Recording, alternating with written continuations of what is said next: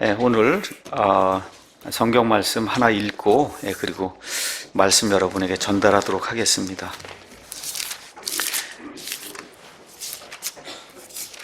시편 119편 130절 말씀 제가 읽도록 하겠습니다. 시편 119편 130절 아주 참 좋은 그런 말씀이에요. 주의 말씀들이 들어오면 빛을 주며 이 빛이 단순한 자에게 명철을 주나이다. 시편 119편은 성경에서 가장 긴 장입니다. 176절로 되어 있어요.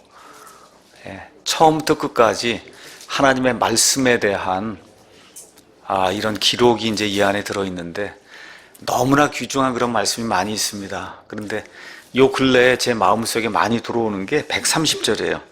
주의 말씀들이 들어오면 빛을 주며 이 빛이 단순한 자에게, 단순한 사람들에게 가서 보니까 명철, 깨달음을 준다.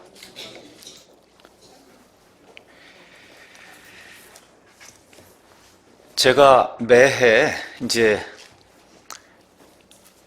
교회에서 이제 시작이 되면은 꼭 우리 교회 모든 성도들에게 매주 문자로 이번 주에는 창세기 1장부터 20장까지 읽고, 그 다음에는 21장부터 40장까지 읽고, 이렇게 이제 해서 매주 이제 읽어야 될 그 성경 말씀, 그 장을 여러분에게 이제 보내드립니다.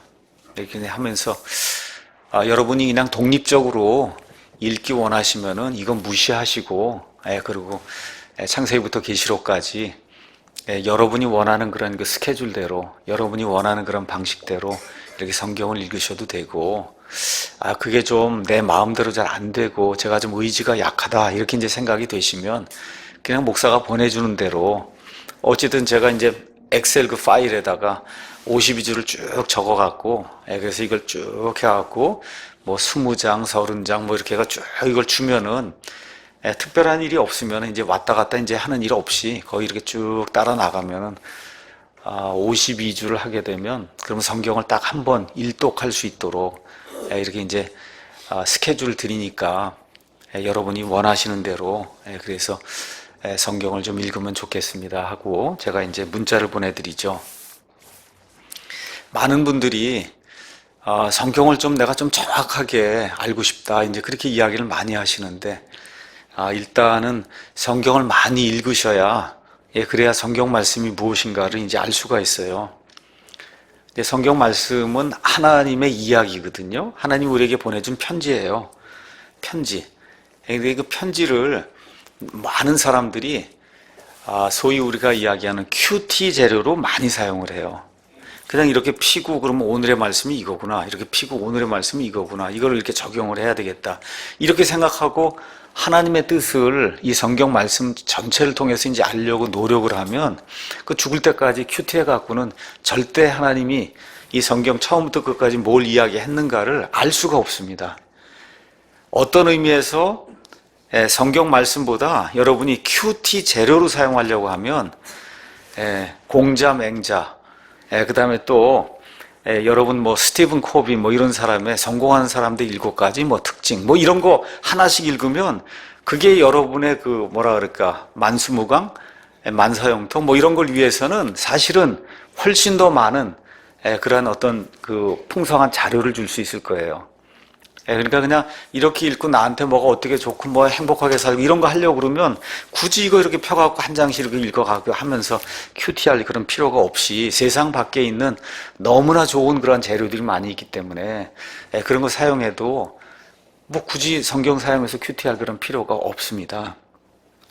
자, 그래서 우리가 이제 한 80세까지 이제 산다 이렇게 이제 하는 경우 지금 한 50세 되시는 분은 이제 한 30년 살면 죽는 거예요.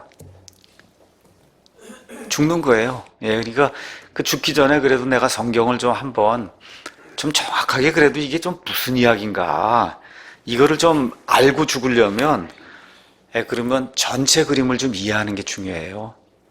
창세기부터 요한계시록이 하나님이 우리에게 주신 하나님의 그 역사, 하나님의 경륜, 이거를 보여주는 설계도예요. 그렇죠? 예, 그러면 이 설계도가 무언가를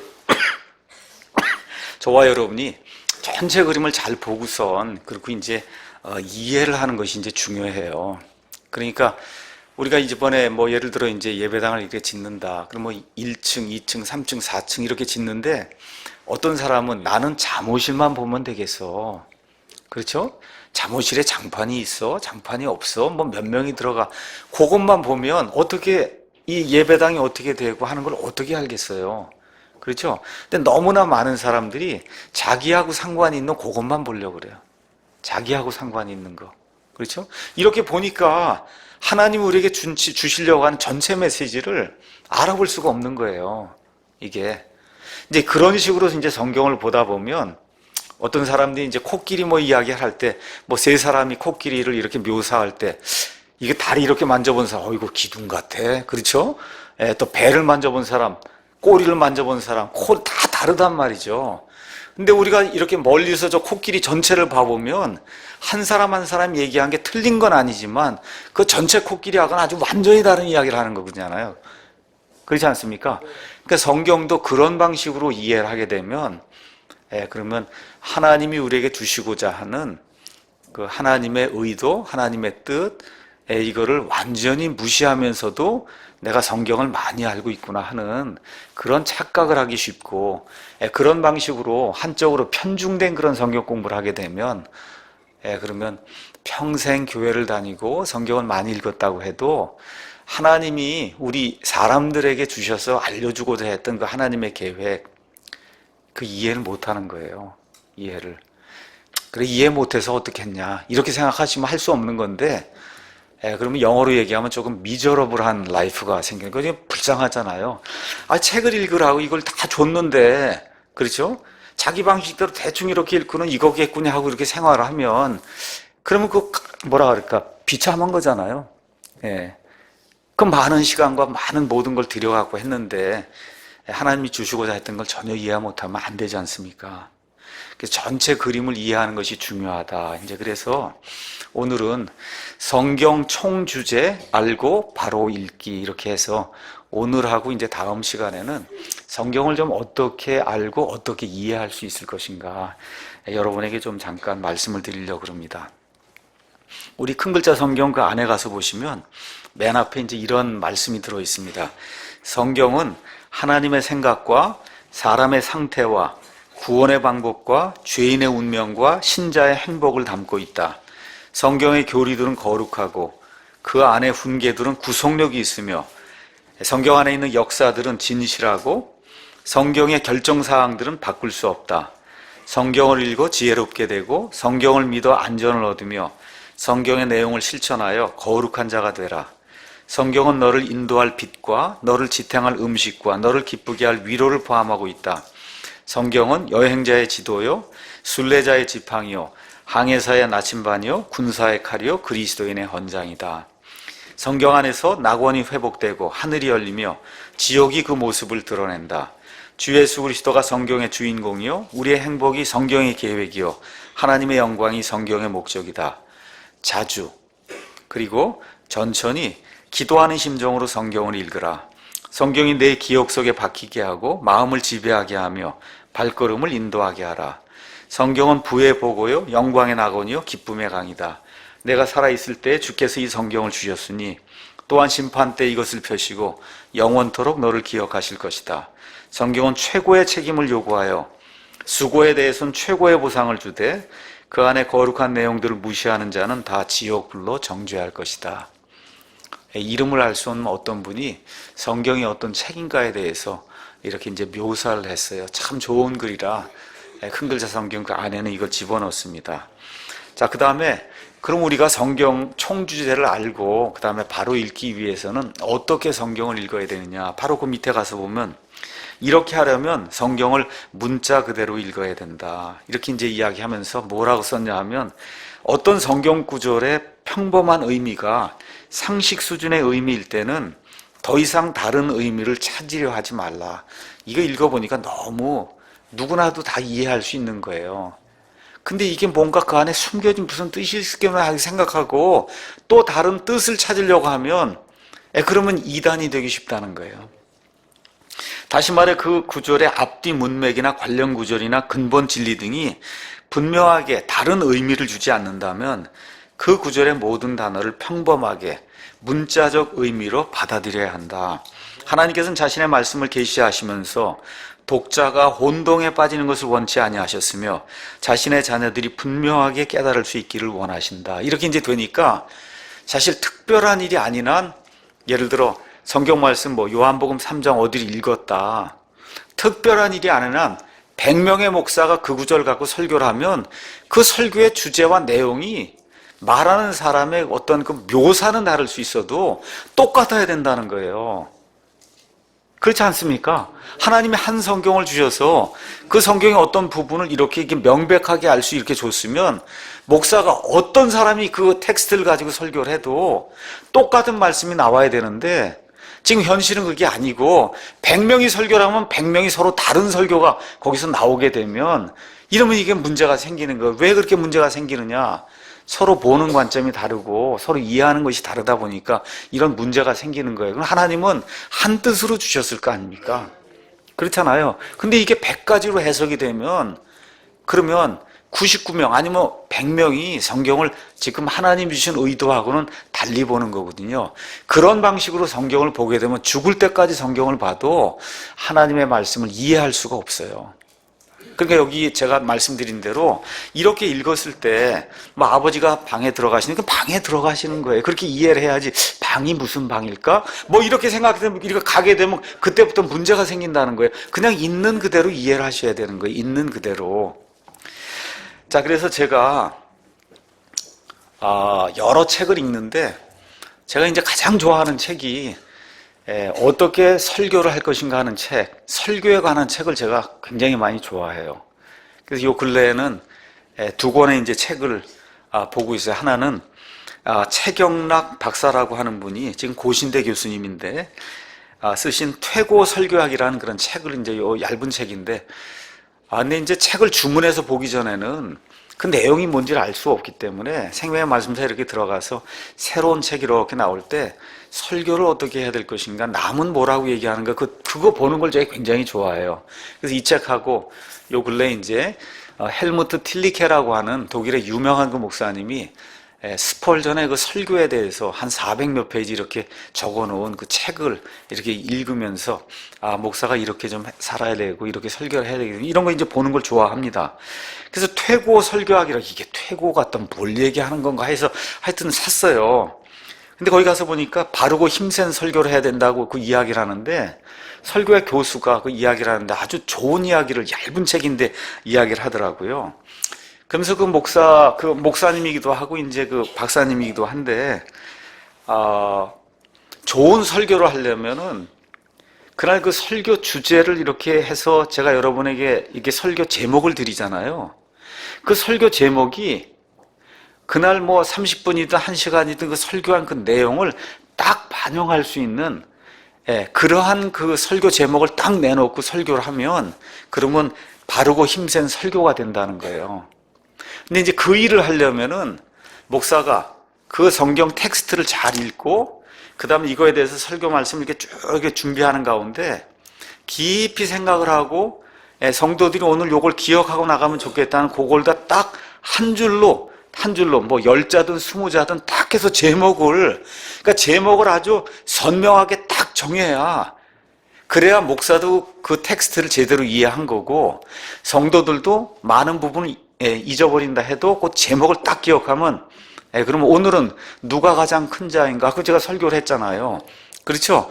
그럼 그게 오늘 그 예수님이 주신 그 말씀의 핵심이 이게 딱 들어있는 그런 말이거든요. 그러니까 그거를 잘 전달을 해야 그래야 설교를 잘할 수 있다. 이제 그런 이야기를 하더라고요. 그러니까 이게 성경도 마찬가지예요. 이 책이 보통 두꺼운 게 아니잖아요. 이게 1600페이지인가 됩니다. 이게 깨알 같은 글씨로 1600페이지, 1700페이지가 되는데 이거에 대한 선명한 주제가 딱 들어있으면 그럼 저와 여러분이 성경 어디를 펴서 어디를 읽어도 주제가 딱 들어있으니까 방황하지 않는 거예요. 아, 이게 이렇게 되면서 이렇게 다시 이렇게 되겠구나. 이게 이해가 되는데, 그러니까 다시 말씀드려서 성경의 총 주제가 뭐냐. 이걸 저와 여러분이 분명하게 이해를 하셔야 창세기부터 요한계시록까지 읽으면서 방황하지 않습니다. 옆으로 새질 않아요. 쉽게 이야기를 하면서. 그럼 성경의 총 주제는 뭐냐? 하나님의 왕국이에요. 하나님의 왕국. 왕국은 통치. 그래서 예수님이 유대인 제자들에게 우리가 보통 얘기하는 주기도문을 가르쳐 주셨어요. 그래서 뭐라고 기도하라고 하냐면 아버지의 뜻이 하늘에서 이루어진 것처럼 이 땅에서도 이루어지길 원합니다. 그거를 기도하라는 거예요. 그렇죠? 그게 우리 믿는 사람들, 특히 이제 유대인들이 반드시 구해야 될 그와 같은 내용이다. 이렇게 이제 이야기해 준 겁니다. 그게 마태복음 6장 10절이에요. 그러니까 성경 전체가 이야기하려고 하는 거는 하나님이 첫사람 아담을 만들었는데 그 아담이 타락을 했단 말이에요. 그 아담에게 통치 권세를 줘서 하나님의 뜻을 이룰 수 있는 이와 같은 권세를 주었는데 아담이 죄를 짓고 타락하면서 그래서 하나님께서 다시 둘째 아담을 이 땅에 보내셔서 첫째 아담이 망쳐놓은 모든 것을 회복하면서 저 하늘에서 하나님의 뜻이 이루어진 것처럼 이 땅에서도 하나님의 뜻이 온전히 이루어지는, 쉽게 얘기하면 천년왕국에서 첫째 아담이 이루지 못했던 그 에덴 동산에서 하나님께서 이루시고자 했던 그 뜻을 하나님이 원하신 대로 이 땅에서 온전히 이루게 되는 이와 같은 것이 성경의 총 주제입니다. 그러니까 창세기부터 요한계시록까지를 읽으시면은 그게 총 주제구나. 그걸 끌고 나가시기 위해서 노아 이야기도 아브라함도 있고 모세도 있고 다윗도 있고 그걸 쭉 끌고 나가기 위해서 처음부터 끝까지 그러한 내용이 있는 거다. 이렇게 이제 생각을 하시면서 그럼 왜 아담을 왜 지으셨을까? 아담을 왜 사람을 지으셨을까?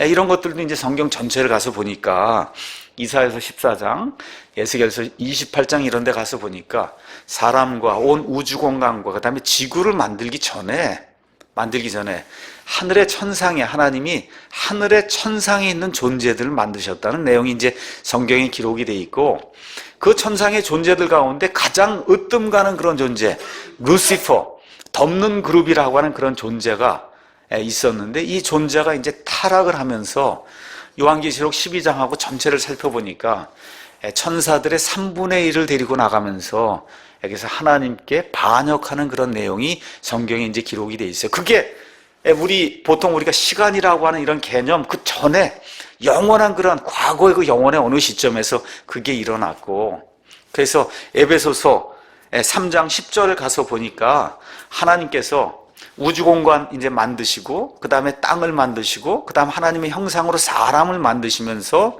사람이 이 온 땅을 지배하는 그런 것들을 만드시면서 나중에 예수 그리스도의 교회를 통해서 하늘에 있는 온갖 그러한 그 천상의 존재들에게 하나님의 지혜가 무엇인가를 보여주기 위해서 땅이 필요하고 우주가 필요하고 사람이 필요하다고 하는 그런 이야기를 하시는 거예요. 그러니까 사람의 창조, 우주의 창조, 땅의 창조, 그 다음에 이제 이 만들어 놓은 그 사람을 마귀가 와서 시험을 해서 아담이 실패하는 것, 이런 것들 가운데 하나님께서 둘째 아담을 보내셔서 이 모든 것들을 회복하면서 결국은 하나님께서 이 땅에 이루시고자 했던 그 일을 진짜 이 땅에서 이루시면서 하나님의 승리가 이루어지고, 그러면 이 땅에서 하시고자 하는 게 다 끝나는 거거든요. 뭐 어떻게 돼요? 앞으로 다가오는 영원한 미래가 이제 오면서 이 땅은, 그렇죠? 옛 땅 이런 것들은 다 하나님께서 새 하늘과 새 땅으로 이제 모든 것들을 이제 다시 창조하시면서 이 땅에서의 그 유한한 그런 모든 일들이 뭐 하나님의 이 시간표 상에서 한 7일, 8일 뭐 이렇게 되는 이와 같은 것들이 이제 사라지는 이런 것들이 이제 성경의 구조로 이렇게 나와 있는 거예요. 자, 그러니까 그 일을 하시려고 하니까 그 일의 핵심이 뭐냐? 그 일의 핵심. 하나님이 사람을 통해서 그래서 하나님의 일들을 마귀와 그의 천사들과 모든 천상의 존재들에 알리게 했는데 지금 마귀가 와서 사람을 이렇게 죄 가운데 빠지게 했단 말이죠. 그렇죠? 그럼에도 하나님의 계획이 계속 나가야 된다. 하나님이 다 알고 있어요. 이런 가운데 성경의 핵심이 또 무엇이냐? 첫 사람이 망쳐놓은 것을 둘째 사람이 예수님이 오셔서 회복을 해야 되는데, 그 회복해서 사람의 모든 죄를 일시에 제거하는 그와 같은 일을 통해서 마귀가 망쳐놓은 것을 일시에 돌려놓는 그와 같은 일이 필요한데, 그 일을 위해서 하나님이 직접 사람의 몸을 입고 오셔서 십자가에서 죽으심으로 대신 속죄 제물이 되셔서, 그래서 단 한 번 영원 무궁토록 하나님이 받으실 수 있는 그와 같은 거룩한 희생 예물이 되신다는 거. 그러니까 이 하나님이 사람의 몸을 입고 오셔서 죽기까지 우리를 사랑해 주시고 피를 흘리시고, 사람이 죄 가운데 빠져서 사망 속에서 사망의 두려움 가운데 살 수밖에 없는데, 어떤 일을 하셨어요? 죽으셨다가 묻히셨다가 사흘 만에 부활하심으로 말미암아 누구든지 우리를 만드신 그 창조자 하나님을 믿기만 하면 우리도 역시 똑같이 예수님처럼 부활할 수 있는 그런 존재가 될 수 있다는 거. 이런 걸 하나님이 실증을 해주셨다는 거예요. 하나님의 계획을 쭉 이루어 나가시기 위해서. 그래서 이러한 것들, 그 틀을 저와 여러분이 잘 이해를 하시고, 그리고 이제 성경을 읽으시면은, 아, 성경이 이런 구조로 돼 있구나.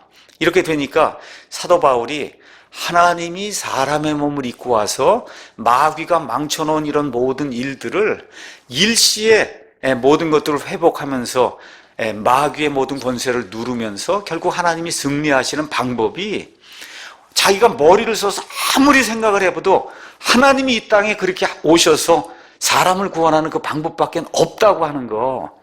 여기에 그냥 매료가 된 거예요. 이거 외에는 하나님의 지혜를 찾을 수가 없구나.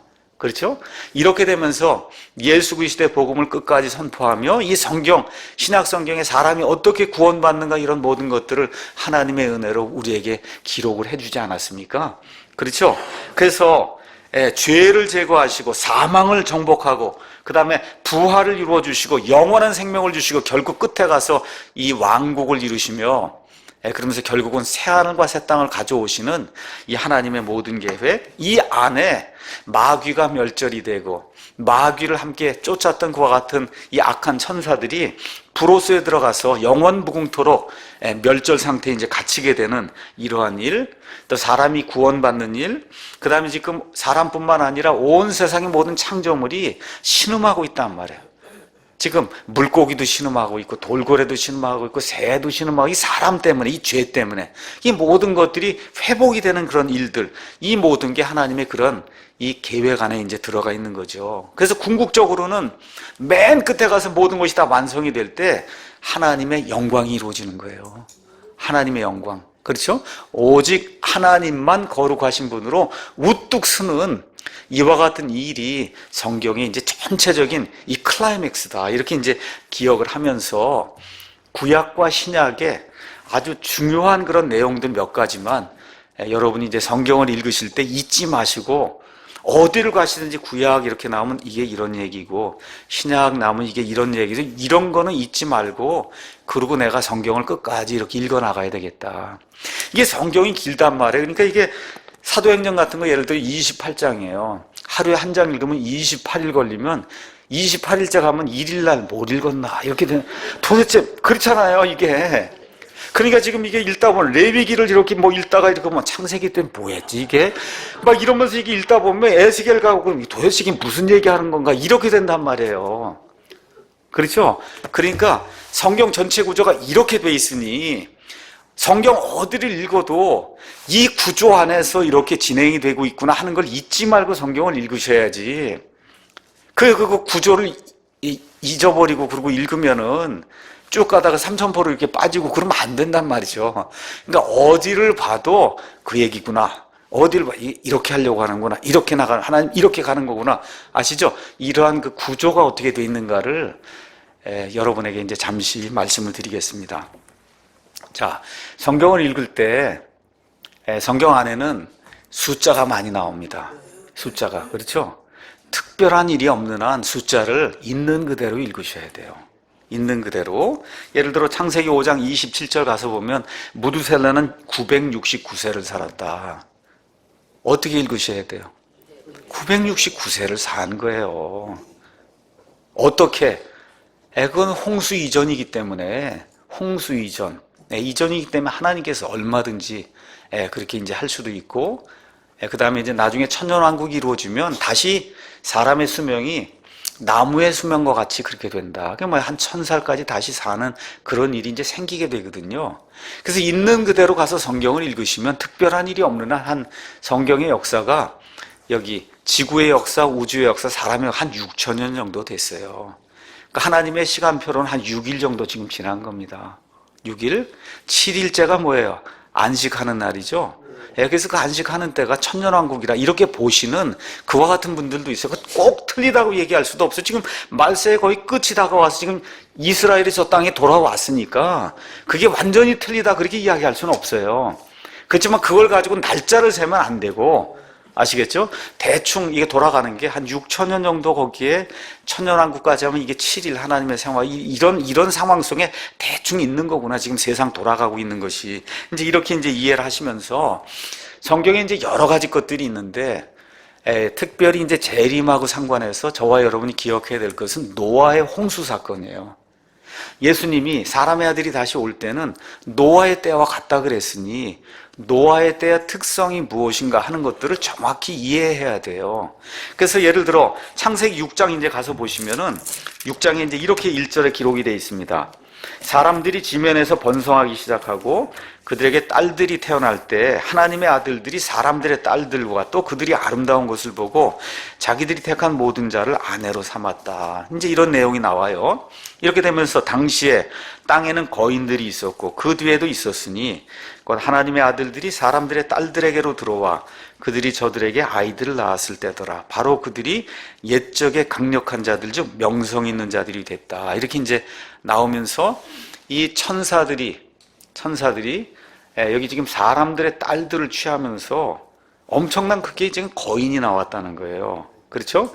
이렇게 되면서 사람들이 부패하기 시작할 때 하나님께서 사람의 사악함이 땅에서 크고 또 그의 마음에서 생각하여 상상하는 모든 것이 항상 악할 뿐임을 보시고, 그래서 7절에 주님께서 내가 창조한 사람을 지면에서 멸하되 사람과 짐승과 기는 것과 공중의 날짐승까지 다 그리하겠다 해서 어떤 유전자 변형이 되는 그런 일이 사람의 역사 속에 처음 등장을 하는 거예요. 유전자 변형이. 이러한 일들이 이제 있으면서, 그러면서 마지막 때에는 이와 같은 일들이 생긴다고 하면서 우리 주변에 지금 일어나고 있는 많은 것들이 다 유전자 조작하고 상관이 있는 이런 일들로 지금 세상이 이렇게 변화하고 있다. 그런 것들 여러분이 이제 기억을 좀 해보시면 좋겠고요. 자, 이제 이렇게 되면서 거기 가서 보니까 창세기 7장 21절, 23절 이제 이런 데 가서 보시면은 땅 위에서 움직이던 모든 육체가 죽었다. 여러분 그러면 다 죽은 겁니까? 아니면 조금은 남아있는 거예요? 모든 그랬으면 다 죽은 거죠. 뭐만 남았어요? 노아의 방주에 들어가서 살아남은 그 짐승들, 날짐승들, 그렇죠? 이런 거 하고 그 다음에 노아의 8사람 빼고 성경이 다 죽었다 그러면 다 죽은 걸로 저와 여러분이 믿으셔야 돼요. 22절 마른 육지에 있던 모든 것 중에 콧구멍에 생명의 숨이 있던 모든 것이 죽었다. 그러니까 물고기 이런 거 빼고는 다 죽었다는 겁니다. 그렇죠? 이런 거 있는 그대로 저와 여러분이 믿으셔야 돼요. 근데 나중에 이제 재림이 이제 이루어지면서 아마겟돈 전쟁이 이제 일어나고 하면 말 그대로 엄청난 규모의 그런 사람들이 죽는 그런 일이 생기거든요. 노아의 때 그렇게 사람들이 많이 죽었던 것처럼. 그래서 있는 그대로 저와 여러분이 그렇게 이제 믿으셔야 됩니다. 자, 이렇게 된 이후에 창세기 9장에 가서 보시면 9장 18절에서 19절에 이런 말씀이 있어요. 방주에서 나아간 노아의 아들들은 셈과 함과 야벳이었는데 함은 가나안의 아버지니라. 이들은 노아의 세 아들인데 그들로부터 난 자들이 온 땅에 퍼졌다. 그러니까 홍수 이후에 지금 아프리카에 사는 사람이나 미국에 사는 사람이나 우리 한국에 사는 사람이나 미국에 사는 사람이나 다 홍수 이후에 노아의 세 아들들에서 다 나온 거다. 이해하시죠? 그냥 그대로 저와 여러분이 믿으셔야 되는 거예요. 10장 32절도 가서 보니까 이들은 노아의 아들들의 가족들고 그들의 세대들에 따라 그들의 민족들대로 노아의 아들들의 가족들이다. 홍수 이후에 이들로 말미암아 땅에서 민족들이 이렇게 나뉘게 됐다. 이런 얘기가 이제 성경에 나와 있고 25절 거기 같은 장 가서 뭐 에벨에게 두 아들이 태어났는데 하나의 이름은 벨렉이었으니 이는 그의 날들의 땅이 나뉘었다는 거예요. 지금 가서 보면 지구 이 땅이 5대양 6대주 돼서 땅이 나뉘어 있잖아요. 이거 하나 딱 모으면 하나로 딱 모이게 돼 있잖아요. 지금 가서 보시면은 그런 이런 일들이 노아의 홍수 그 시점에 이게 땅이다 이렇게 구분되는 그와 같은 일들이 있었다. 저와 여러분이 보시고 그거에 그런 땅을 다 이렇게 모으면 거기에 센터가 어디예요? 지금 저 중동에 있는 거기가 센터예요. 거기가 땅의 중심이 되는 거거든요. 그래서 이러한 일들이 있었구나. 이렇게 저와 여러분이 이제 그대로 믿으시면 되고. 자, 이런 가운데 이제 구약 성경에는 이스라엘, 그 다음에 이스라엘 자손이란 말이 이제 많이 나옵니다. 이스라엘은 여러분이 이제 아는 것처럼 창세기 36장 28절 가서 보시면 야곱이 바단 아람에서 이제 자기 외삼촌을 피해서 이제 도망오다가 브니엘에서 자기 형 지금 에서가 자기를 잡아 죽이려고 한다는 그런 소식을 듣고 지금 브니엘에서 누구를 만나요? 하나님의 천사를 만나서 그래 밤새 씨름하고 해서 하나님의 천사가 가지 못하도록 해서 하나님의 천사를 이기는 그런 내용이 나오지요. 이렇게 될 때 내 이름을 야곱이라 하지 말고 이스라엘이라 해라 해서 이제 거기서부터 이제 이스라엘이 나오게 되는 거예요. 그러니까 저와 여러분이 이 성경 말씀 이렇게 가서 보시면 우리가 보통은 이스라엘 자손 그렇게 얘기하잖아요. 보통. 근데 영어로 정확하게 표현하면 이스라엘의 자손이에요. Children of Israel 이렇게 돼 있어요. 그러니까 원래는 이스라엘의 자손이니까 읽으실 때 거기 나오는 건 다 야곱의 자손 이렇게 읽으셔야 되는 거예요. 원래. 그러니까 그냥 명사가 이스라엘 자손이거나 이렇게 생각하시면 안 되고 원래는 Children of Israel 이렇게 돼 있어서 읽으실 때마다 이스라엘 자손이 이렇게 나오면 야곱의 자손들이 이렇게 읽어야 되는데 이게 우리말 성경이 그렇게 의의를 다 붙이면 이게 안 되니까 다 줄여서 어떻게 해서 그냥 이스라엘 자손 그러다 보니까 그냥 이스라엘 자손이 명사로 생각하기 쉬운데 그게 아니고 원래는 이스라엘의 아이들, 이스라엘의 후손들 이런 뜻이니까 거기 나와 있는 이스라엘은 특별한 일이 없는 한 100% 야곱을 가리키는 거다. 그럼 이스라엘의 자손 그렇게 얘기하면 특별한 일이 없는 한 구약 성경엔 특별한 일도 없어요. 구약 성경에 이스라엘 자손이랑 100% 누구로 이해하면 돼요? 야곱의 자손, 저 지금 중동 땅에 나와 있는 아브라함의 씨, 그 야곱의 자손으로 이해를 해야지 구약 성경을 이렇게 읽으면서 이스라엘 자손, 이스라엘 손 나오면 나구나 이렇게 생각하면 그때부터는 안 풀리는 거예요. 성경이 내가 이스라엘이니까 나가 이렇게 풀리면 성경이 하나도 안 풀리는 겁니다. 그러니까 구약 성경에 나와 있는 이스라엘 자손은 그냥 100% 아브라함의 자손, 그렇죠? 야곱의 후손을 이야기하는구나. 그렇게 저와 여러분이 이제 이해를 하시면 됩니다. 그러니까 구약에 나와 있는 이런 말씀들을 이스라엘이 지금의 교회다 이렇게 생각을 하고 그러고서 여기다 집어넣고 그러고선 하게 되면 어떻게 안 맞으니까 어떻게 해야 돼요? 영해를 해야 된단 말이에요. 안 맞으니까. 그치? 안 맞으니까 다 어떻게 영해를 해야 되면 그 영해를 하면 100명이 영해라면 100명이 다 다른 해석이 나오는 거예요.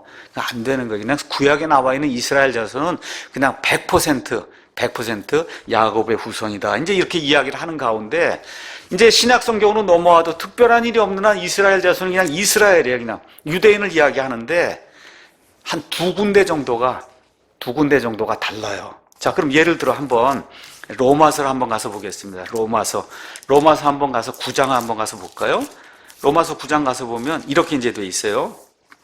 9장 1절에 내가 그리스도 안에서 진실을 말하고 거짓말을 하지 아니하노라. 이렇게 쭉 얘기하면서 3절 육체에 따른 내 형제들. 자, 사도 바울의 육체에 따른 내 형제들. 그럼 누구예요? 누구예요? 이스라엘. 저 중동에 있는 저 이스라엘 맞죠? 그죠? 내 친족들을 위해서라면 차라리 내 자신이 그리스도로부터 저주받기를 바랄 수도 있다 하면서 그들은 이스라엘 사람들이 나구나 이렇게 하면 안 되는 거예요.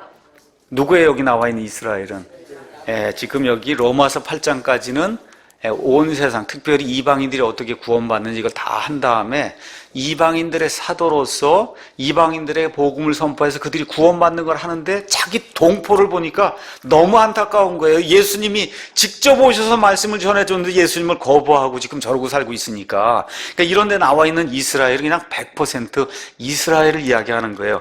그래서 9장, 그 다음에 10장에 형제들아 이스라엘을 위한 내 마음, 이거 누구예요? 진짜 이스라엘을 이야기하는 겁니다. 맞죠? 예. 이렇게 쭉 넘어가면서 11장 가서 보면 그러면 내가 말하느냐 하나님께서 자신의 백성을 버리셨느냐? 어때요? 결코 그럴 수 없는, 이런 데 나오는 자신의 백성 누굽니까? 이스라엘이에요.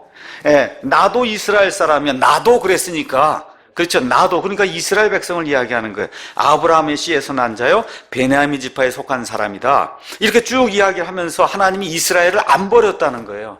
지금 이 시간에도 안 버렸다는 겁니다. 맞습니까? 그렇게 돼서 어떻게 했죠? 1948년에 돌아왔잖아요. 저 이스라엘을 그렇게 받지 않고 이게 다 영적 이스라엘이라고 받으면 로마서 이거 읽어봐야 아무 소용이, 이게 이해가 안 되는 거죠. 이렇게 돼서 25절로 넘어가서 형제들아 너희가 스스로 지혜로운 것을 여기지 않게 하기 위해 이 신비에 대해 너희가 모르기를 내가 원치 아니하노니 그것은 곧 이방인들의 충만함이 이를 때까지 교회가 꽉 차서 하나님의 이 예수 그리스도의 신부가 다 완성이 될 때까지 일부가 눈머는 일이 이스라엘에게 생긴다는 거예요. 그러니까 예수님 공중강림하셔서 이렇게 될 때까지는 이스라엘이 눈멀어서 주님을 받아들이지 않는다는 겁니다. 예, 이렇게 돼. 그리하여 온 이스라엘이 구원받아요. 그럼 어떻게 돼? 예수님 강림하실 때 믿음을 갖고 있는 그 이스라엘 사람들이 구원받는다는 거죠. 이렇게 쭉 이야기가 나오면서 28절에 복음에 관하여는 그들이 너희로 인해, 그들 누구야? 저 이스라엘이 너희, 여기 예수님 믿는 이방인들, 그렇죠? 이들로 인해 원수된 자들이지만 선택에 대한 그들이 조상들로 인해, 조상이 누굽니까? 아브라함과 이삭과 야곱, 이스라엘로 인해 사랑받는 자들이니 하나님의 선물들과 부르심에는 뜻을 돌이키는 일이 없습니다. 하나님께서 이스라엘을 선민으로 삼으신 거 여기에는 뜻을 돌이키는 일이 없는 거예요. 그러니까 내가 이스라엘이라고 얘기하면 안 된다는 겁니다. 이게 이렇게 해서 이스라엘을 이해하고, 근데 똑같은 사도 바울이 갈라디아서를 가서 보면 이렇게 이제 기록이 되어 있어요. 갈라디아서 3장 7절 가서 보면 이렇게 되어 있습니다. 3장 7절 6절부터 이제 읽을게요. 이것은 곧 아브라함이 하나님을 믿음에 그것을 그에게 의로 여기셨느니라 함과 같으니라. 그런즉 너희는 이방인 교회를 이야기하는 겁니다. 너희는 믿음에 속한 자들 곧 그들이 아브라함의 자손들인 줄 알지어다. 자, 그럼 이 구절 읽으면 저와 여러분 아브라함의 자손 맞습니까? 이 구절 읽으시면 맞아요? 너희는 믿음에 여러분 믿음에 속했어요? 네, 그럼 저도 믿음에 속했어요. 그럼 이 구절 그대로 읽으면 아브라함의 자손 맞습니까? 자, 이 아브라함의 자손이기 때문에 이스라엘이라고 하면 안 되는 거죠. 여기 지금 아브라함의 자손은 어떤 의미의 아브라함의 자손이에요? 그렇죠. 믿음의 조상으로서의 그 아브라함을 이야기하는 거지, 이 구절을 사용해서 성경에 나오는 이스라엘이 다 우리 이방인이라고 이야기하면 그때부터 성경이 다른 방향으로 흘러가는 거예요. 아니에요. 여기 나와 있는 것은 믿음의 조상이라는 그런 의미에서는 저희가 아브라함의 자손이지만 지금 성경이 이야기하는 99.99% 이상의 모든 이스라엘은 육적인 이스라엘을 이야기하는 거예요. 그렇게 돼서 여기 갈라디아서 6장으로 넘어가면 이런 말씀이 이제 기록이 되어 있습니다. 14절에 그러나 나는 우리 주 예수 그리스도의 십자가 외에 결코 어떤 것도 자랑할 수 없나니 그분으로 말미암아 세상이 나에 대하여 십자가에 못 박혀 있고 나 또한 세상에 대하여 그러하니라. 자, 하면서 그리스도 예수님 안에서는 할례나 무할례가 아무 효력이 없고 새로운 창조물만 있다. 무슨 얘기입니까? 유대인이든 이방인이든 구원받으면 예수님의 교회가 돼서 더 이상 유대인 이방인 구분이 없다는 거예요. 맞습니까? 예. 자, 그런데 바울이 16절 이 규칙에 따라 걷는 자들에게 또 하나님의 이스라엘에게 평강과 긍휼이 있기를 원하노라 이렇게 적었잖아요.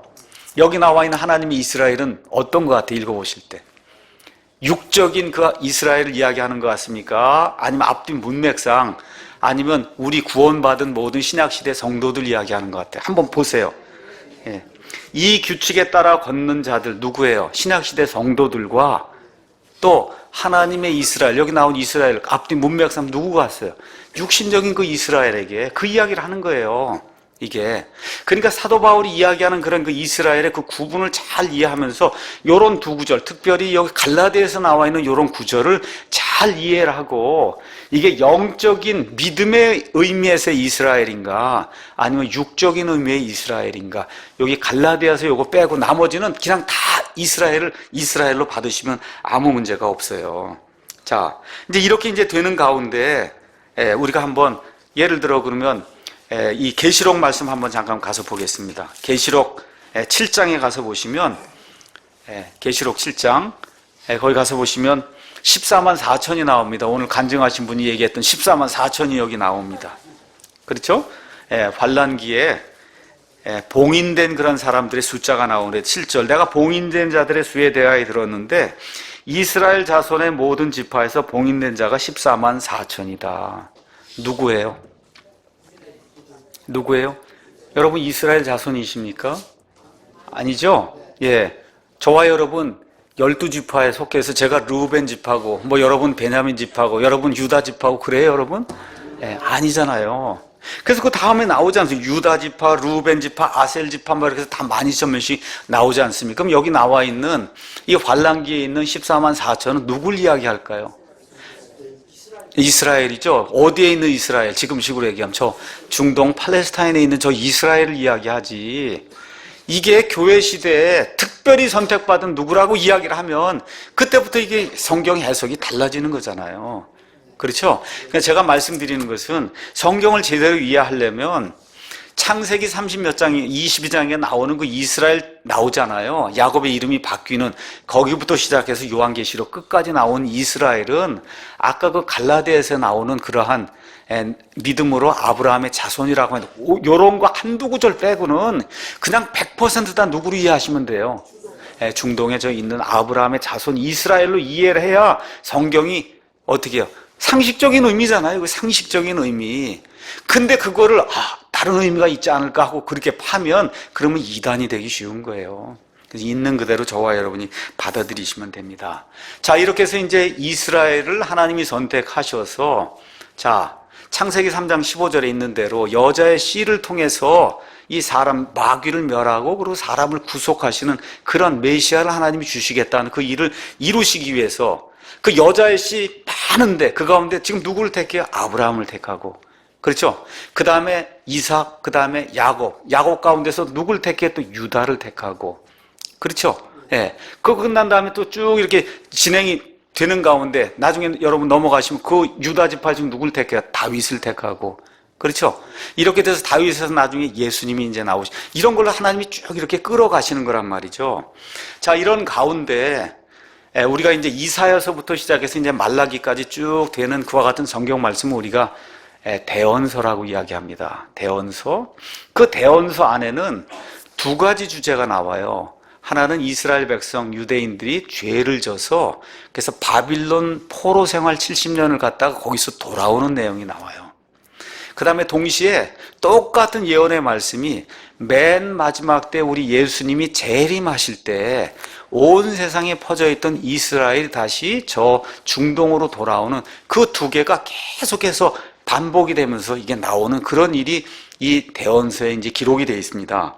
자, 그래서 대언서를 읽으시면서 저와 여러분이 꼭 보셔야 될 거는 이사야서에 나오는 몇 구절을 제외하고는 대언서에 나와 있는 메시아에 대한 모든 얘기는 다 재림에 대한 거다.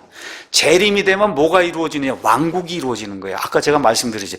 총 주제가 이 땅에서 하나님의 왕국이 이루어지는 거. 그 왕국을 이루기 위해서 메시아가 이 땅에 오셔서 지금식으로 얘기하면 재림이 이루어지는 그와 같은 내용의 대언의 말씀들이 계속해서 이제 나오는 거예요.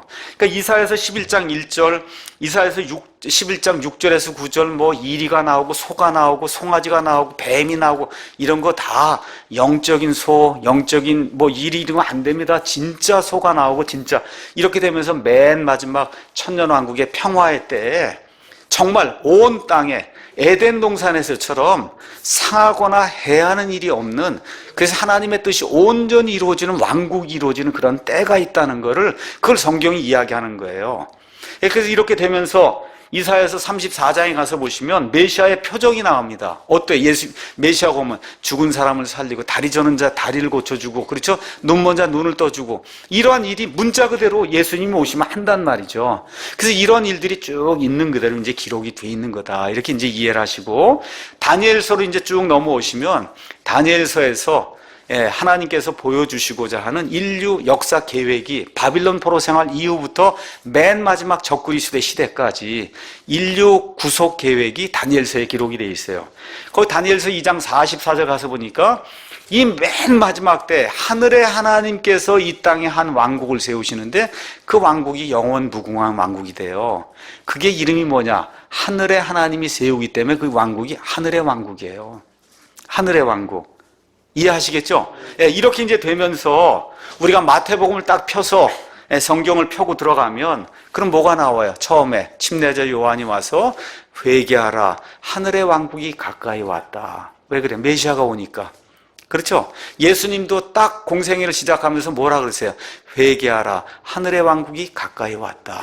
그 하늘의 왕국을 이야기하는 거지 죽어서 가는 천국 이야기를 하는 게 절대 아니다. 그래서 왕국과 천국을 잘 구분하시고 성경을 읽으셔야, 그래야 성경의 전체적인 맥락이 이제 이해가 되는 거고, 또 다니엘서 9장에 가서 보시면 다니엘의 70일에라고 하는 데가 이제 나오는데 9장 24절 가서 보니까 내 백성을 위해서 하나님이 70일에를 정했다. 다니엘에게 내 백성, 그 얘기하면 누구를 이야기하는 거예요? 이스라엘을 이야기하는 겁니다. 그 다음에 다니엘서 12장 1절 가서 보시면 내 백성에게 창세로 없었던 그와 같은 엄청난 환란이 임한다. 그 내 백성이 누구예요? 이스라엘이죠. 그것이 바로 예수님께서 마태복음 24장에 이야기하는 창세 이래로 한 번도 없었던 그와 같은 엄청난 대환란, 그런 걸 이야기하기 때문에 그럴 때 나오는 내 백성을 또 나로 이해를 하면 하나도 안 풀리는 거예요. 신약시대 교회로 이해를 하면 하나도 안 풀리는 겁니다. 이해하시겠죠? 그래서 있는 그대로 내 백성, 이건 유대인이구나, 그렇죠? 이런 방식으로 이걸 쭉 풀어야 되고, 스가랴서 예를 들어 이제 14장 가서 보시면 거기 올리브산이 갈라지면서 여호와 하나님 이 땅에 내려오시면서 올리브산에 이렇게 발을 놓는 그와 같은 대목이 나와요. 그렇죠? 이런 것도 어떻게 이해하셔야 돼요? 문자 그대로 저 이스라엘 땅에 있는 예루살렘 저 올리브산에 내려오신다고 그대로 이해를 하셔야, 사도행전 1장에 나와 있는 올리브산에서 승천하시면서 너희가 본 그대로 오시겠다는 그런 말씀이 이게 이해가 되는 거지 않습니까? 그렇죠? 근데 이러한 것들을 문자 그대로 이해를 안 하고 영해를 해버리면 그럼 성경이 짝을 잃어버린단 말이죠. 짝을. 이렇게 되면서 스가랴서 14장 16절에 맨 마지막 천년왕국의 때에는 장막절을 지킨다 그랬어요. 그럼 어떻게 돼요? 맨 마지막에 천년왕국의 때에는 심지어 이방인들도 장막절을 지키는구나. 있는 그대로 저와 여러분이 이해를 이제 하시면 됩니다. 이제 신약으로 들어오면은 신약의 이제 첫 번째 책이 마태복음이에요. 마태복음은 40번째 책이에요, 성경에서. 그렇죠? 성경의 40은 대개 시험을 이야기합니다. 시험. 예수님도 40일 시험, 광야 40년. 이 40이라고 하는 게 대개 시험의 이와 같은 그 숫자거든요. 그래서 마태복음은 이스라엘 백성을 향한 그와 같은 시험의 책이에요. 시험. 그래서 마태복음 28장 가운데 1장부터 28장 15절까지는 구약입니다. 그러니까 마태복음 1장부터 시작해서 신약으로 하고 이걸 읽으면은 하나도 이해가 안 되는 거예요. 구약이에요. 그 대상이 누굴까요? 거기 지금 이야기하는 대상이 이스라엘 백성이에요. 이스라엘 백성. 이거를 놓치면 성경 전혀 이해 못하게 됩니다. 그래서 갈라디아서의 4장 4절 5절에 이렇게 기록이 되어 있어요. 그러나 충만한 때가 이름에 하나님께서 자신의 아들을 보내서 여자에게서 나게 하시고, 그래서 여자의 씨로 오신단 말이에요. 율법 아래 있게 하셨나니. 이게 뭐예요? 예수님이 전 생애를 구약시대에 사셨다는 거예요. 맞습니까? 구약시대에 사셨어요. 이것은 율법 아래 있는 자들을 그렇게 하심으로써 구약시대에 있는 사람들을 구속하시고, 그 다음에 또 우리가, 이거 뭐예요? 신약시대 성도들이 아들로 입양돼. 그러니까 우리 예수님이 구약시대 사람들과 신약시대 사람들의 모든 이 죄들을 구속하시는 그런 분으로 오셨다는 이 사실을 저와 여러분이 이해를 하셔야 돼요. 그러니까 예수님은 전생애를 구약시대 유대인으로 사셨다. 이해하시겠죠? 십자가 사건 이후부터가 신약이다. 이거를 저와 여러분이 꼭 기억하셔야 됩니다. 자, 이렇게 돼서 로마서 15장에도 사도 바울이 이방인들에 대한 이런 모든 말씀을 다 이야기하고는 로마서 15장 8절에 이제 내가 말하거니와 예수 그리스도께서 하나님의 진리를 위해 할례자들의 사역자가 되신 것은 조상들에게 하신 약속들을 확증하려 하십니다. 할례자들이 누굽니까? 이스라엘. 그러니까 예수님 오셔서 1차 목적이 누구라는 거예요? 유대인들을 위한 사역하셨다는 거예요. 맞습니까? 유대인들을 위한 사역을 하셨어요. 그 다음에 두 번째가 이방인들이 하나님의 긍휼로 인하여 하나님께 영광을 돌리게 하려 하십니다. 그러니까 십자가를 기준으로 해서 이 전에 사신 이런 모든 것 누구를 위해서 사역했어요? 1차적으로 유대인들을 위해서 사역하시고 십자가에서 죽으심으로 말미암아 유대인뿐만 아니라 이방인 모두에게 하나님의 긍휼이 전달이 되는 그런 길을 여셨다는 거 우리 예수님께서. 그렇죠? 이거를 이해하시면서 엄밀한 의미에서 구약시대는 예수님 십자가까지가 구약시대다. 이거를 잘 이해하셔야 그래야 하늘의 왕국이 가까이 왔다. 침례자 요한 예수님도 하늘의 왕국이 가까이 왔다. 그렇게 말씀하시고 마태복음 10장에 이제 가서 보시면 예수님께서 12제자를 이렇게 모으시고는 그리고 예수님께서 온 세상 이들을 보내시는 내용이 10장 5절에 이렇게 기록이 되어 있어요. 예수님께서 이 12를 내보내시며 그들에게 명령하여 이르시되 너희는 이방인들의 길로도 들어가지 말고 사마리아 사람들이 어떤 도시로도 들어가지 말며 오직 이스라엘의 집에 잃어버린 양들에게로 가라. 여기 나와 있는 이스라엘의 집은 누굴 이야기하는 겁니까? 그러니까 오직 누구에게만 말씀을 전하라는 거예요? 이스라엘 사람들에게만 전하라는 거예요. 너희는 가면서 선포하여 이르되 하늘이 왕국이 가까이 왔느니라.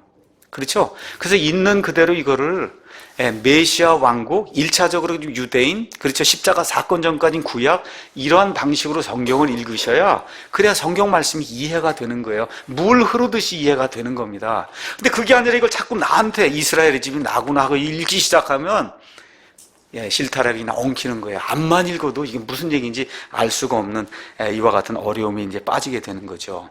그래서 다시 한번 말씀드립니다. 그러면 예수님이 이렇게 하면서 10장 8절에 병든 자들을 고쳐주고 나병 환자들을 정결하게 하며 죽은 자들을 살리고 마귀들을 내쫓을 때 너희가 거저받았으니 거저주라. 이거 지금 교회에게 하라는 거예요? 이건 무슨 표적이에요? 메시아 표적이에요. 메시아 표적. 왜 그래요? 이스라엘 백성은 고린도전서에 나와 있는 것처럼 유대인들은 표적을 구하는 거예요.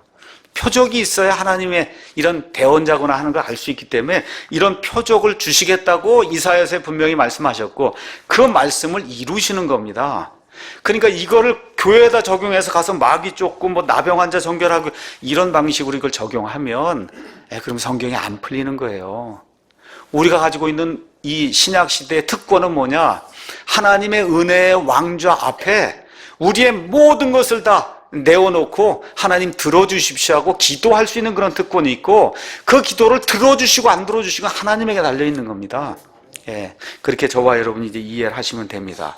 자, 이렇게 되면서 아까 말씀드린 대로 마태복음 26장 28절에 이제 십자가 사건 전에 새 상속 언약을 여세요. 그렇죠? 상속 언약은 히브리서 9장 16에서 19절이 이야기하는 것처럼 상속 언약하는 자의 죽음이 있어야 유효한 거예요. 맞습니까? 그래서 예수님이 십자가의 죽으심으로 새로운 상속 언약 신약 시대가 열리게 된다. 요거를 잘 기억을 이제 하시면 되고, 자, 이제 신약 시대가 이제 열리면서 사도행전이 시작이 되는데 사도행전 역시 교회 시대의 변천기입니다. 1장에서 28장까지. 그 안에 맨 처음에 그리스도인은 100% 유대인이에요. 그렇죠? 8장에 가서 드디어 처음으로 반유대인, 반이방인이 구원받아요. 에티오피아 사람이 구원받는단 말이에요. 사마리아 사람이 구원받는단 말입니다. 그러고 나서 유대인이 아닌 이방인이 구원받는 거는 사도행전 10장에 나와요. 그때까지 대략 10년 동안은 이방인은 한 명도 구원받지 못했어요. 그렇기 때문에 이러한 그 성경 말씀을 특히 1장부터 10장에 나와 있는 이런 말씀들 구분을 안 하고 그냥 다 갖다 우리에게 적용을 해버리면 그러면 그게 교리가 되면 잘못된 교리가 나올 그런 가능성이 많은 거예요. 그러니까 변천기의 어떤 것을 교회 시대에 확고한 교리로 삼으면 어려움이 생길 수 있습니다. 자, 이렇게 되면서 유대인들의 사도 베드로의 사역은 12장으로 끝나요. 그 이후에 베드로는 뭐 예루살렘 회의라든 이런 데 이제 한두 번 나오는 거 외에는 안 나옵니다. 이후부터 이방인들의 사도인 바울이 등장하면서 이방인들의 교회가 시작되는 내용이 그 안에 기록이 되어 있습니다. 교회는 엄밀한 의미의 교회는 아까 읽은 것처럼 이방인이든 유대인이든 누구든지 예수님의 피로 말미암아 다시 태어난 그런 사람들이 교회예요. 그렇죠? 이런 것들을 이제 기억을 하면서 고린도전서 19장에 가서 보니까 신약시대 사람들을 이렇게 구분을 해놨습니다. 고린도전서 9장에 이렇게 기록이 돼 사도 바울이 유대인들에게나 이방인들에게나 하나님의 교회에나 어떤 실족거리도 주지 마라. 그러니까 이 세상 지금 살고 있는 이 신약시대에는 세 부류의 사람이 있다는 거예요. 유대인이 있습니다. 저기 저 중동 땅엔 저 유대인. 저 유대인들 구원받지 못한 사람들이에요. 그 다음에 또 누가 있어요? 이방인 구원받지 못한 사람이에요. 세 번째가 누구예요? 하나님의 교회가 있단 말이에요. 교회는 이방인이든 유대인이든 예수님의 피로 말미암아 다시 태어난 사람, 이 안에는 유대인, 이방인, 할례자, 무할례자, 남녀노소, 인종 이렇게 구분이 없는 이거를 하나님의 교회라고 해서 지금 이 시대에는 세 부류의 사람이 살고 있는 거다. 요거를 저와 여러분 이해를 하면서 신약 성경을 이제 읽으셔야 되는 거죠. 그렇죠? 자, 이렇게 되면서 사도행전 15장 이후에 나오는 것들이 교회 시대의 교리가 되는 거예요. 그래서 사도행전 15장 가서 보시면 안디옥 교회에 문제가 생깁니다. 이 예루살렘에 있던 사람들이 와서 할례를 지키지 않으면 그럼 너희가 구원받을 수 없다. 그렇지 않습니까? 그렇게 이야기하니까 안디옥 교회에 있는 사람들이 너무 고민이 돼서 우리가 유대인도 아닌데 왜 할례를 지켜야 되느냐. 그래서 바울과 함께 여러 사람을 예루살렘에 이제 보내게 됩니다. 이렇게 보내게 되면서 사도행전 15장에 예루살렘 회의가 열리면서 그때 이제 베드로가 이제 등장을 합니다. 그렇죠? 7절. 많은 논쟁이 있은 뒤에 베드로가 일어나 그들에게 이르되 사람들의 형제들아 너희가 알거니와 이방인들이 내 입을 통해 복음의 말씀을 듣고 믿게 하려고 하나님께서 매우 오래전에 우리 가운데서 나를 택하시고 9절. 믿음으로 그들의 마음을 이방인들의 마음을 정결하게 하사 우리 유대인들과 그들 이방인들 사이에 아무 차별도 두지 않았다는 거예요. 그렇죠? 근데 이제 너희가 어찌하여 하나님을 시험하여 우리 조상들, 누구예요? 유대인 조상들이나 우리 유대인들이나 능히 매지 못하던 멍에를 제자들의 목에 두려 하느냐. 오직 우리는 그들과 마찬가지로 할례, 11조 이런 거 상관없이 주 예수 그리스도의 은혜로 구원받는다는 겁니다. 맞죠? 이렇게 정의를 내려놓고 난 이후에 그 다음에 야고보가 일어나서 무엇라고 이야기하느냐. 다시 한번 보겠습니다. 19절. 그러므로 내 판결은 이러하니 곧 우리가 이방인들 가운데서 하나님께 돌아온 자들을 괴롭게 하지 말고 누구예요? 저와 여러분 같은 이 교회에 속한 이런 자들 괴롭게 하지 말고 다만 그들에게 글을 써서 그들이 우상들의 더러운 것과 음행과 목매어 죽인 것과 피를 멀리하게 하자는 거다. 이래서 어떤 일이 생겼어요? 구약의 모든 것이 신약 교회 안에서는 철폐가 되는 일이 생긴 거예요. 여러분 무슨 절기 지키거나 이런 거 필요가 없다는 거예요. 그렇죠? 11조 드리는 거, 구약의 11조 드리는 거, 신정 국가 안에서 11조 드리는 거, 그렇죠? 이러한 그 11조 드리는, 11조의 정신은 유효하지만 강제적으로 드려서 그 안에 그걸 드리지 않으면 추방이 되는 이와 같은 구약 시대의 모든 규례들은 철폐가 됐다. 구약이 청산이 되는 거죠.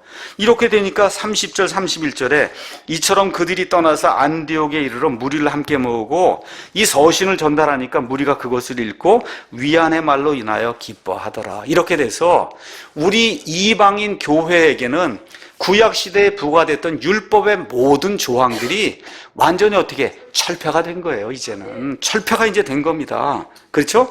이렇게 되면서 구원에 대한 정의가 정확하게 로마서 1장 16에서 17절 내가 그리스도의 복음을 부끄러워하지 아니하노니 이는 그 복음이 믿는 모든 자를 구원에 이르게 하시는 하나님의 권능이기 때문이라 먼저는 유대인에게로 그 다음에 이방인에게로다. 복음에는 하나님의 의가 믿음에서 믿음까지 계시되어 있나니 이것은 의인은 믿음으로 살리라 함과 같으니라. 그래서 오직 전 세대에 걸쳐 모든 사람이 오직 믿음으로만 구원받는다는 겁니다. 첫 번째 구원받은 사람, 이 땅에서 마지막 구원받는 사람, 오직 뭐로만 구원받아요? 하나님의 은혜로 믿음으로만 구원받는다는 거죠. 믿음 플러스 행위는 어떤 사람도 그걸 통해서 구원받을 수 있는 사람은 없다는 거죠. 그래서 사도 바울이 갈라디아서 1장 6절, 8절에서 9절에 다른 복음은 없다 그랬어요. 오직 하나님의 은혜로, 믿음으로. 그래서 에베소서 2장 8절 9절에 너희가 믿음을 통해 은혜로 구원받았나니 이것이 너희 자신에게서 난 것이 아니면 하나님의 선물이라 이것은 아무도 그분 앞에서 자랑하지 못하게 하려 하십니다. 이렇게 해서 처음 사람부터 마지막 사람까지 구원받은 사람 오직 하나님의 은혜로 믿음으로 구원받는다. 이렇게 이제 된 거예요. 이렇게 되면서 저와 여러분이 마지막 보셔야 될 게 신약성경의 가장 큰 주제 예수님의 재림입니다. 예수님의 재림에는 부활과 휴거, 그게 데살로니가 전서 4장에 기록이 되어 있고 고린도전서 15장에 기록이 되어 있어요. 그 다음에 데살로니가 후서에 가서 보시면 적그리스도 이야기가 이제 나옵니다. 그래서 여러분이 이 재림에 가서 보면 재림은 전체적으로 7년에 이루어져요. 7년에. 그래서 예수님 공중 강림하시는 거, 이렇게 될 때 예수님 안에서 죽은 자들이 일어난 부활과 살아서 남아있는 우리가 몸이 변화가 되는 휴거, 그렇죠? 이게 이루어진 이후에 다니엘서 9장에 나와 있는 나머지 한 일에 7년 동안 이 땅에 환란이 이루어지고 그 7년 환란의 정반 딱 잘라서 뒷부분이 대환란이 돼서 창세 이후로 아무도 경험해보지 못했던 그와 같은 엄청난 어려움이 이제 생기게 된다. 계시록이 이제 22장으로 구성이 돼 있어요. 그 22장 가운데 4장에서 19장이 환란기 7년에 대한 그런 내용입니다. 그러면 계시록을 쭉 읽으면서 여러분 읽으면서 두려워할 필요가 있어요? 없어요? 없어요. 왜 그렇습니까? 안 들어가요. 저와 여러분은 거기 안 들어갑니다. 맞습니까? 안 들어가고 어디에 들어가요? 19장 이후에 나오는 새 하늘과 새 땅, 거기에 들어갈 사람이 저와 여러분들이. 그래서 그런 내용들을 잘 이해하면서 계시록 이렇게 읽고 하면 계시록이 거기 나와 있는 대로 복된 말씀이에요. 거기 들어가질 않으니까. 맞습니까? 이렇게 해서 성경을 저와 여러분이 이제 읽게 될 때 성경 전체가 이렇게 쭉 끌고 나가면서 그래서 계시록 20장에 가면 드디어 뭐가 나와요? 천년왕국, 천년, 천년, 천년, 천년, 천년 이렇게 되면서 마귀가 무저갱에 갇혀서 사람들 유혹하지 못하는 가운데 이 땅에 구약 성경에 나와 있는 그와 같은 평화로운 천년의 때가 이루어지면서 하나님께서 첫사람 아담을 통해서 에덴 동산에서 이루시고자 했던 그 일이 문자 그대로 이 땅에서 이루어진 그 천년이 이루어진단 말이죠. 그럼 하나님이 하시고자 했던 거 다 한 거냐, 이 땅에서. 그렇죠? 그럼 어떻게 돼? 그 이후에 새하늘과 새 땅이 되면서 앞으로 다가오는 미래가 이제 열리게 되는 거거든요. 이것이 성경 전체가 우리에게 이야기해주고 있는 총 주제에 대한 뭐라 그럴까? 요약이라고 할까? 이런 거예요. 그러니까 성경은 이제 올해 이제 일독하시겠다고 작정하시는 분 많으시죠? 하시면은 쭉 읽으면서 하나님의 왕국, 메시아 왕국, 그렇죠? 이걸 이루시기 위해서 메시아가 오시고 메시아가 이 땅에 있는 동안은 구약시대다.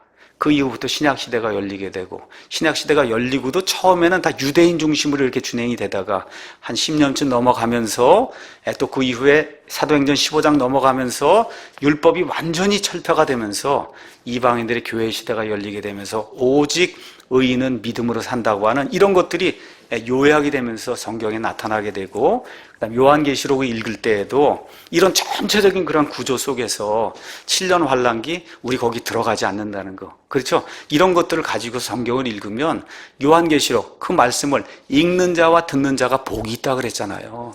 그렇지 않습니까? 얼마나 복이 있어요. 거기 들어가질 않는데. 그래서 이런 것들을 기억하시면서 올해 한번 일독을 하면서 목사가 저렇게 이야기한 것대로 한번 좀 이렇게 하면서 옆으로 세지 말고 한번 가봐야 되겠다 이렇게 생각을 하시고 그리고 아마 읽으시면 조금 도움이 되지 않겠는가. 다음 시간에는 어떻게 좀 성경을 읽어야 될 것인가 좀 설명을 하도록 하겠습니다. 마치겠습니다.